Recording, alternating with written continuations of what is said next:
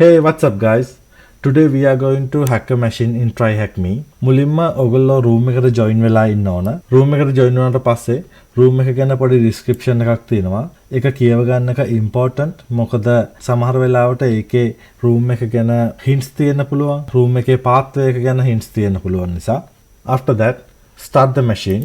machine එක start වෙනකන් අපි අපේ සයිඩ් එකේ setup එක කරගමු. ඔයගොල්ලෝ beginners නම් සහ ඔයගොල්ලෝ ගාව කාලි machine එකක් නැත්නම් ඔයගොල්ලන්ට TryHackMe එකෙන් attack box එකක් supply කරලා තියෙනවා. If you want to use that, you can use that.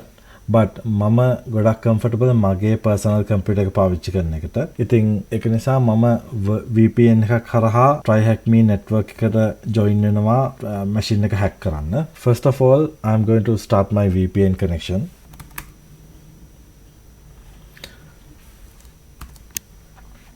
Okay, VPN එක කනෙක්ට් වෙලා ඉවරනාට පස්සේ මම කැමති මගේ tabs මොනවාද කියලා label කරගන්න. එතකොට මට ලේසි නිසා VPN. Okay, අපි බලමු machine එක up වෙලාද කියලා. Okay, this is the IP address for the machine. machine එක up. අපිට මේ machine එක access කරන්න පුළුවන් විදි දෙකක් තියෙනවා. එකක් තමයි IP address එකෙන්. නැත්නම් අපිට පුළුවන් URL එකෙන් access කරන්න. URL එකෙන් access කරනවා නම් ඔයගොල්ලෝ computer එකේ තියෙන host file එකට ඔයගොල්ලෝගේ IP address එක දාලා URL එකක් assign කරන්න ඕන.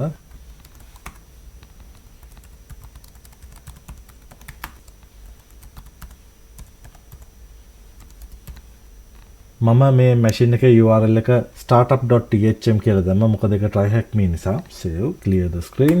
First of all, මේ machine එකේ මොන ports ද open මොනවාද capabilities කියලා අපි දන්නේ නැහැ. මගේ first instinct එක තමයි nmap scan එකක් run කරන එක.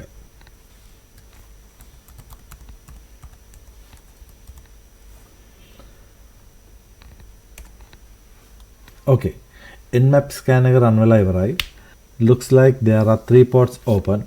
So what are we going to do next? අපි බලමු මේ individual port එක ගැන තව ඉස්සරහට ස්කෑන් කරලා තව මොනවා හරි අපිට ගන්න දේවල් තියෙනවද කියලා. අපිට nmap use කරන්න පුළුවන්. මුලින්ම FTP port එක ස්කෑන් කරලා බලමු. port එක define කරනවා. And let's see. Okay. nmap scan එකේ විදිහට FTP port එක use කරන්නේ VSFTPD version 3.0.3 and anonymous FTP login allowed. අපි මුලින් ඒක try කරලා බලමු. password එකක් නැහැනේ. Okay, අපි FTP login වෙලා ඉන්නේ. බලමු මොනවා හරි අපිට වැදගත් දේවල් මොනවා හරි තියෙනවද කියලා. List. Okay. Looks like there's a FTP folder and one image file and one txt file. අපි මුලින් මේ දෙක download කරගෙනමු. JPG file එකයි txt file එකයි. Get important jpg get notice.txt. Okay, අපි FTP folder එක ඇතුළට ගිහලා බලමු. FTP folder එක ඇතුළේ මොකුත් නැහැ වගේ. තව tab එකක් open කරලා අපි බලමු මොනවද download උනේ කියලා. Okay, මුලින් අපි බලමු notice එකේ මොකක් හරි වැදගත් දෙයක් තියෙනවද කියලා. Notice, okay. ඒක දැනට කිසි තේරුමක් නැති දෙයක් වගේ. And අපි බලමු important.jpg කියන්නේ මොකක්ද කියලා. දැනට පේන විදිහට නම් නිකන් image එකක් විතරයි. And let's see what we can find from port 22. Okay, port 22 scan එක finished but අපිට පේන්නේ නැහැ කිසිම දෙයක් අපිට ගන්න පුළුවන් කියලා. අපි port 80 try කරලා බලමු. Okay, port 80 scan එක complete. According to this, Apache server එකක් run වෙන්නේ and version එක HTTPD 2.4.18. මම දැන් notice කරපු දෙයක් තමයි FTP scan එකේ පේන විදිහට FTP folder එක writable. අපිට කැමති file එකක් ඒකට import කරන්න පුළුවන්. අපි මොකක් හරි dummy file එකක් හදලා try කරලා බලමු. Okay, touch test.txt put test.txt. Successfully අපිට ෆයිල් එකක් අප්ලෝඩ් කරන්න පුළුවන් සර්වර් එකට. Okay, ARN අපිට දැනට අපිට පුළුවන් අප්ලෝඩ් කරන්න විතරයි. අපිට malicious ෆයිල් එකක් අපි අප්ලෝඩ් කරාට අපිට execute කරගන්න තාම අපිට option එකක් නැහැ. ඉතින් තව බලමු මොකක් හරි අපිට මාර්ගයක් හම්බෙයිද කියලා. ඉතින් අපි browser එකට ගිහලා try කරලා බලමු website එකක් available ද කියලා. Okay, website එකක් තියෙනවා but website එකේ text එකක් විතරයි තියෙන්නේ. බලමු අපි page source එකට ගිහලා page source එකේ මොන හරි තියෙනවද කියලා.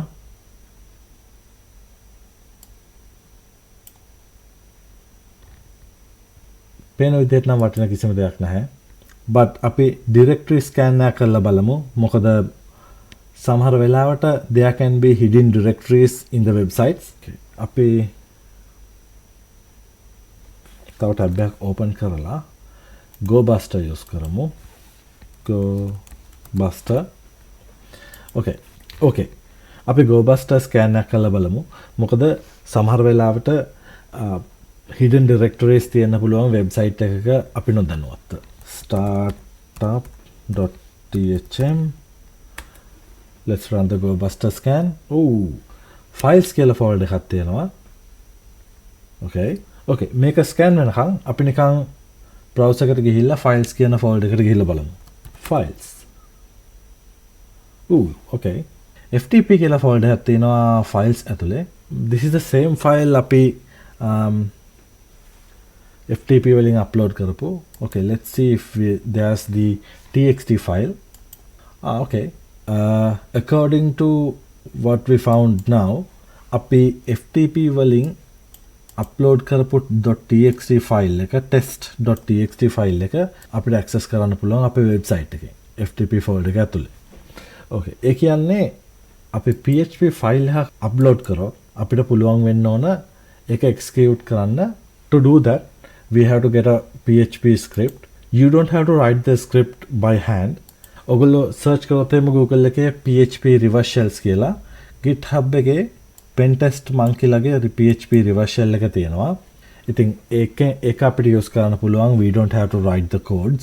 I think we should be able to use this. So I'm just copying everything.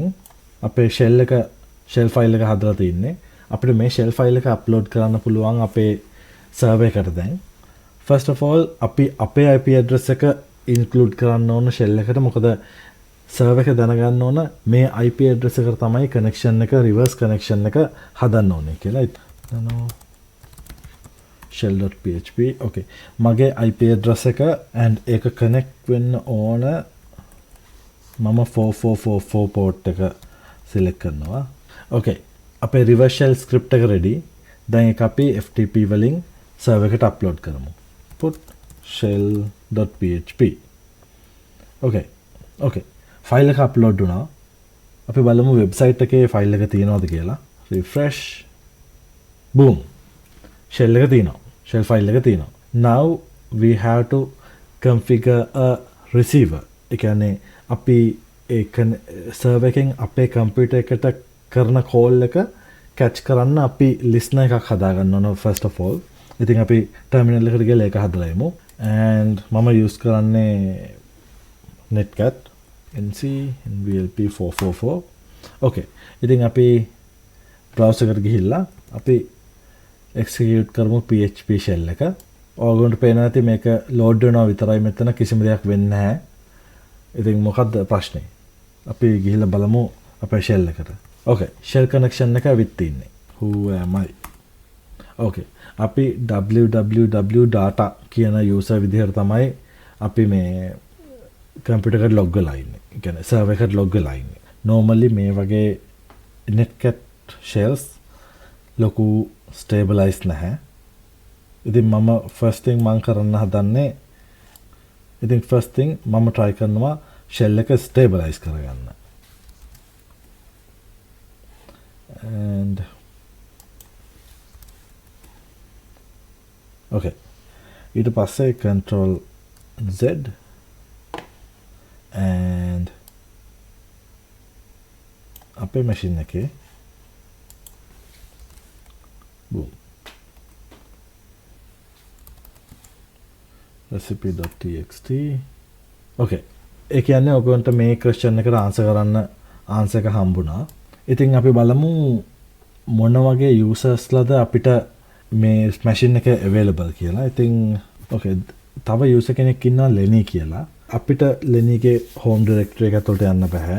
as expected, permission denied. ඉතින් අපි බලමු අපිට privileges escalate කරන්න පුළුවන්ද කියලා Lini විදිහට. Okay. Easiest way මේක Linux box එකක් නිසා linpiece run කරන එක තමයි machine එකේ. මොකද linpiece වලින් එතකොට full machine එකම scan කරලා ඉවරලා අපිට results කියනවා. සාමාන්‍යයෙන් temp folder එකට තමයි linp upload කරන්නේ. මොකද ඒක globally available and globally writable. So මම වෙන user කෙනෙක් විදිහට log වුණොත් එම machine එකට ආයෙත් ඉතින් මට එතනට access තියෙනවා and මට ආයෙත් upload කර ඉන්න ඕනේ නැහැ. ඉතින් අපි එතනට මුලින් upload කරමු.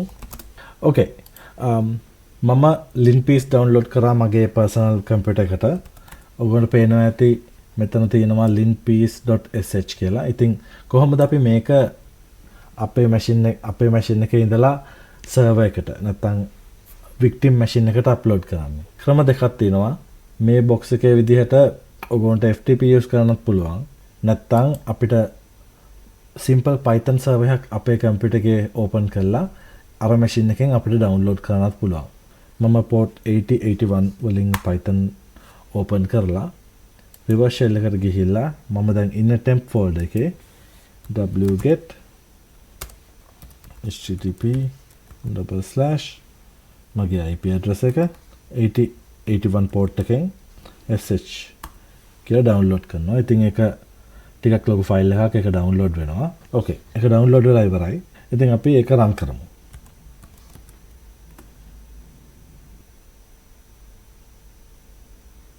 Okay. linpiece run වෙලා ඉවරයි. ඉතින් අපි check කරලා බලමු මොන හරි අපිට interesting දෙයක් තියෙනවද කියලා මේකේ results වල. Okay. linpiece results බලාගෙන යද්දී අපිට results වල කියනවා interesting files වගේක් තියෙනවා කියලා root එකේ. Vagrant, recipe text and some other files, ingredients. ඉතින් අපි මුලින් ඉඳලා පටන් ගමු Vagrant file එක. and war backups කියලා එකකුත් තියෙනවා. ඉතින් අපි check කරලා බලමු. Okay. අපේ incidents folder එක ඇතුළට ගියාම incidents folder එක ඇතුලේ අපිට පේන්න තියෙනවා pcap file එකක් තියෙනවා. Maybe something interesting. ඉතින් අපි මේක download කරගෙන බලමු අපේ machine එකට. To download that, I am going to start a simple Python server in the attack machine. මම port එක 8082 කියලා open කරනවා. ඉතින් අපිට port 8082 වලින් download කරගන්න පුළුවන් අපේ computer එකට. ඉතින් අපි අපේ attack machine එකෙන් ඒ file එක download කරගමු inspect කරන්න. Okay. file එක download වෙලා ඉවරයි. මේක pickup file එකක් නිසා අපිට Wireshark open කරන්න වෙනවා. Wireshark. Okay, Wireshark is open. file එක open කරලා බලමු. Okay, file එක open. So let's try to find something interesting if we can. Okay. Wireshark file එක open කරාට පස්සේ lazy ක්‍රමයක් කියලා නැහැ. ඉතින් TCP streams ටික follow කරන්න වෙනවා. අපි first එකෙන් try කරලා බලමු. first එකේ අපිට use කරන්න පුළුවන් දෙයක් නැහැ. ඉතින් අපි second එක try කරලා බලමු. second එකේ there is something interesting but අපිට අඳුර ගන්න පුළුවන් සහ අපිට use කරගන්න පුළුවන් කියලා දෙයක් මට පේන්නේ නැහැ. තුන්වෙනි එක try කරලා බලමු. Follow the TCP stream. We can't see anything. ඉතින් මේ වගේ ඔයගොල්ලන්ට TCP streams ටික follow කරලා බලන්න වෙනවා if you can find something interesting. Okay. මම 7 වෙනි TCP stream එක follow කරාම මට I think I can see something interesting. So මේක දිහා බලනකොට කවුරු හරි shell එකකින් log වෙලා files list කරලා තියෙනවා. ඊට පස්සේ shell එක stabilize කරලා තියෙනවා. who am I run කරලා තියෙනවා. but important thing අපිට passwords දෙකක් capture කරගන්න පුළුවන්. ඉතින් අපි මේ දෙක අපේ computer එකේ කොහේ හරි save කරගමු දැනට. it can be interesting. ඉතින් මම සාමාන්‍යයෙන් notes ගන්නේ Git books වල ඔයගොල්ලන්ට කැමති එකක් පාවිච්චි කරන්න පුළුවන්. අපිට password එකක් තියෙනවා. ඉතින් අපේ shell එකට log වෙලා අපි බලමු මේ password එක අපිට use කරලා ඉවරලා අනිත් user විදිහට log වෙන්න පුළුවන්ද කියලා. ඕකේ. ඒ password එක වැඩ කරා අපිට Lenny විදිහට log වෙන්න පුළුවන්. දැන් අපි who am I කියලා ගැහුවොත් එහෙම එන්නේ අපි Lenny. අපි දැන් ඉන්නේ අතට අපිට home එක ඇතුළේ තියෙන Lenny ගේ folder එක ඇතුළට යන්න පුළුවන්. Lenny ගේ folder එක ඇතුලේ directories දෙකකුයි folders දෙකකුයි user txt file එක තියෙනවා. ඉතින් ඔයගොල්ලෝ මේ user txt file එක read කරොත් ඔයගොල්ලන්ට user flag එක හොයාගන්න පුළුවන්. Okay. So far අපිට machine එකට log වෙන්න පුළුවන් වුණා www data කියන user විදිහට. ඒ කියන්නේ machine එකේ ඉන්න lowම privileged user විදිහට. ඊට පස්සේ අපිට පුළුවන් වුණා www data ඉඳලා Lenny කියන medium privileges තියෙන user කෙනෙක් විදිහට privileges escalate කරගන්න. දැන් අපි බලමු අපි කොහොමද කියලා Lenny ඉඳලා administrator නැත්නම් root user විදිහට අපේ privileges escalate කරගන්නේ. ඉතින් මේකට මම කලින් අප්ලෝඩ් කරපු link piece අපිට ආයෙත් use කරන්න පුළුවන්. මොකද අපි ඒක Lenny විදිහට run කරනකොට එන results වෙනස්. මොකද ඒක run වෙන්නේ Lenny ගේ privileges වලින් නිසා. ඉතින් අපි temp folder එක ඇතුළට ගිහලා ඒක run කරලා බලමු.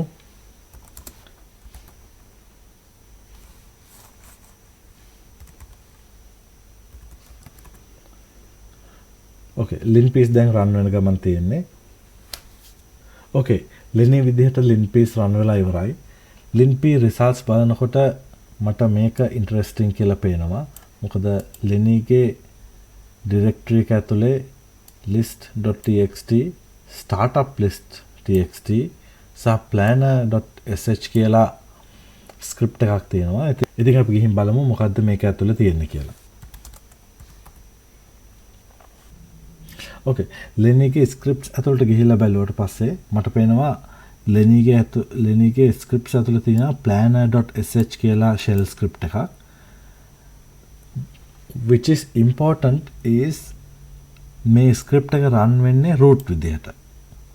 එතකොට මේ script එක ගොඩක් දුරට run වෙනවා ඇත්තේ මොකක් හරි automated script එකකින්.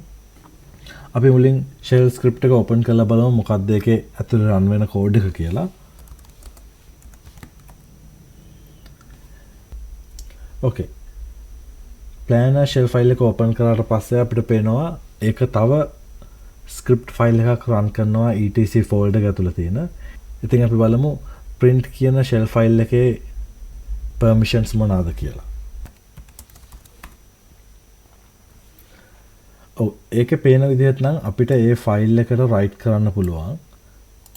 ඒතර මේකේ important දේ තමයි print.sh කියන shell file එක run වෙන්නේ root විදිහට. අපි ඒක run කරා.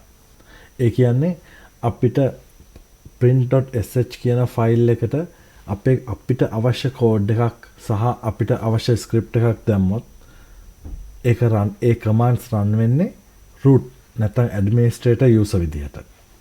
ඉතින් අපි ඒක නිසා අපිට අවශ්‍ය අපේ code එක print.sh file එකට write කරගමු. මම nano වලින් file එක open කරාට පස්සේ ඒකේ echo වෙන්නේ done කියලා විතරයි. ඉතින් අපිට මේ file එකට write access තියෙන නිසා මම මේ file එක ඇතුළට මගේ shell script එකක් include කරනවා.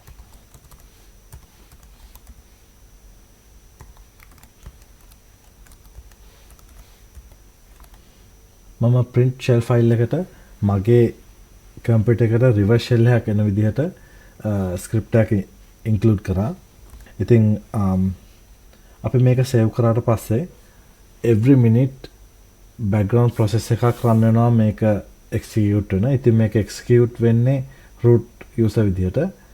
ඉතින් ඒක නිසා අපි මේක save කරාට පස්සේ අපේ machine එකේ port 4445 port එක listen කරොත් එහෙම අපිට root user විදිහට reverse shell එකක් ගන්න පුළුවන්.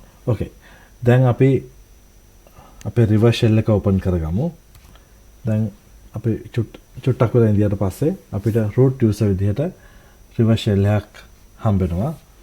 අපි first of all අපි run කරලා බලමු who am I කියලා. who am I root. ඒ කියන්නේ මේ අපි root user විදියට ඒ කියන්නේ අපිට අපි දැන් මේ machine එක admin. ඒ කියන්නේ අපි මේ machine එකේ root ඉතින් අපිට මේ machine එකේ administrator විදියට අපිට ඕනම දෙයක් කරන්න පුළුවන්.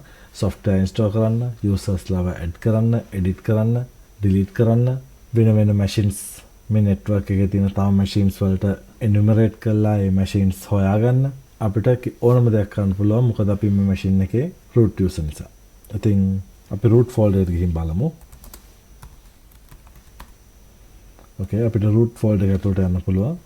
and root.txt file එක read කරලා ඔයගොල්ලන්ට root flag එක ගන්න පුළුවන්.